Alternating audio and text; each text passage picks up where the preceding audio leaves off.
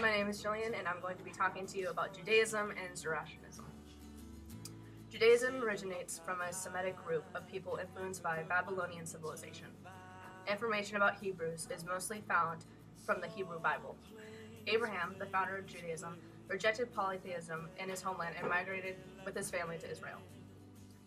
The kingdom of Israel reached its peak under the rule of Saul, David, and Solomon. Solomon built a Jewish temple to commemorate the faith, but it was later destroyed by the Neo-Babylonians and Romans on two separate occasions. Through these two attacks, the Jewish people suffered a diaspora, or the scattering of their people through their conquerors.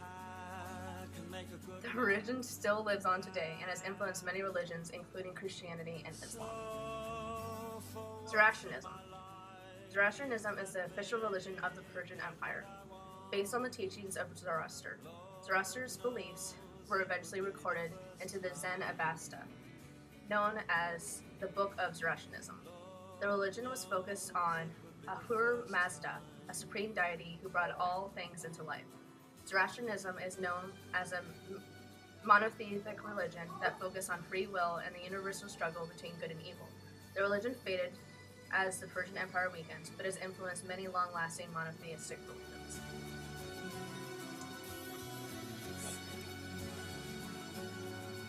I'm doing Christianity and Taoism. Christianity emerged as a new religion during the early years of the Holy Roman Empire in Judea. Its founder was Jesus of Nazareth, and he was regarded as the Son of God by Christians. He lived during the time of Augustus and advocated for purification of the Jewish religion, and his message appealed especially to the poor because everyone was welcome to the kingdom of God, and it valued love and humility over money and possessions. But it also alarmed the Holy Roman Empire because it wanted to establish a kingdom of God on earth, which they viewed as insubordination. And as a result, Jesus was put to death in 30 CE. His message was continued to be spread by his disciples, led by Paul, who especially appealed to the Romans and Greeks because he spoke in terms they would understand. And early Christians were persecuted throughout the world until Emperor Constantine in Rome issued the Edict of Milan in 1313, which made Christianity an acceptable religion, and then he became Christian himself. And in 1381, Emperor Theodosius made Christianity the official religion of Rome, except the empire collapsed shortly after that, but set up Christianity to organize the chaos once it did collapse. And Taoism was a religion that encouraged people to retreat from society and develop a reflective and introspective consciousness. Tao is a way of nature, and it is viewed in many different ways. Some see it as the original force of the cosmos, and some say it is a passive force that does nothing but accomplishes everything. Since it is an inevitable principle, people must learn the path of least resistance. A chief value of Taoism is Wu Wei, which is the disengagement from the affairs of the world and the ability to live simply and in harmony with nature. The founder of Taoism was Lozai, who lived during 6th century BCE, who warned Chinese rulers not to enjoy war or to overindulge when people were hungry, and disagreed with the Confucius belief of a need for a strong centralized state. Laozi emphasized the wise man's individual search for the meaning of life, and Taoism was well entrenched in Chinese society by 600 CE. Hi, my name is Hannah Benson, and I'm going to be doing Confucianism.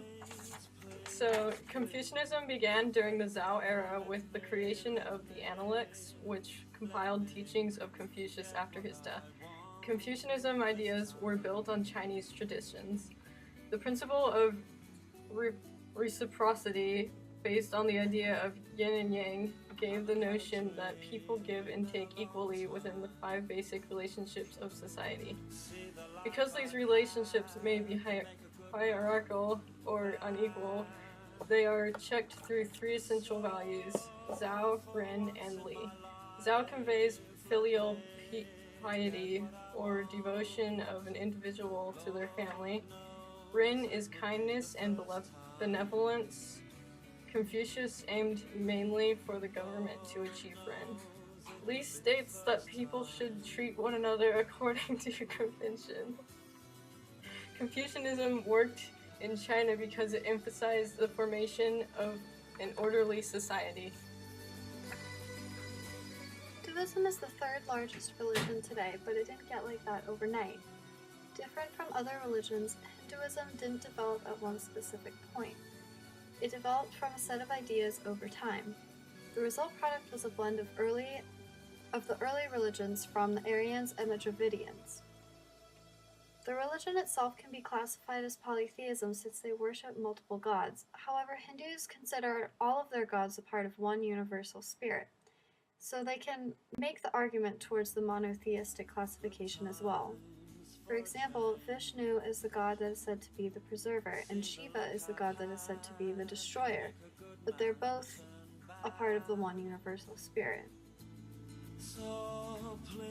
Along with the gods, reincarnation is a huge part of the Hindu religion. Reincarnation is the belief of being reborn based on an individual's dharma, which is a set of duties the individual must fulfill. Reincarnation was so important that it modeled early Hindu society through the caste system. The caste system is like a social class ladder that you can't climb. In the caste system, there is no social nobility. In order to be in a higher caste, you had to fulfill your dharma in your current life. Only the higher caste could reach moksha, or reunion with the universal spirit. In modern India, castes are now illegal. Traditions and morals were passed down orally and eventually written down in what is called the Vedas.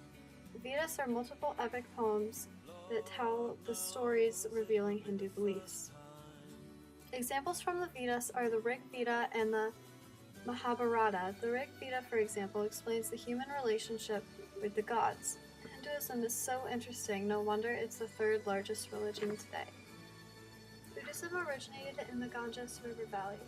The founder of Buddhism was Siddhartha Gautama, and he was actually a member of the rich Kshatriya caste. He was unhappy with his life, and he meditated under a tree until he experienced what he described as enlightenment, or complete peace. Ultimately, Buddhism was appealing to anyone because they could reach nirvana regardless of the caste they were in. Nirvana is reunion with the universal spirit. Since it was so appealing, King Asoka actually sponsored Buddhism, and it rapidly spread throughout the major trade routes. The achievement of nirvana can be reached through the Eightfold Path and the Four Noble Truths. Essentially, Buddhism emphasizes the lack of the necessity for materialistic items. But even though the religion was a peace-emphasizing one, there were two major divisions between the Theravada and the Mahaya. The Theravada supported a much stricter version of the faith, and they believed that the first Buddha was purely a mortal man. The Mahaya were considered more free and accepting, and they considered the first Buddha a god. The majority of the religion are Mahayas. Buddhism is extremely interesting, and it's centered almost completely around peace. Let me get what I want.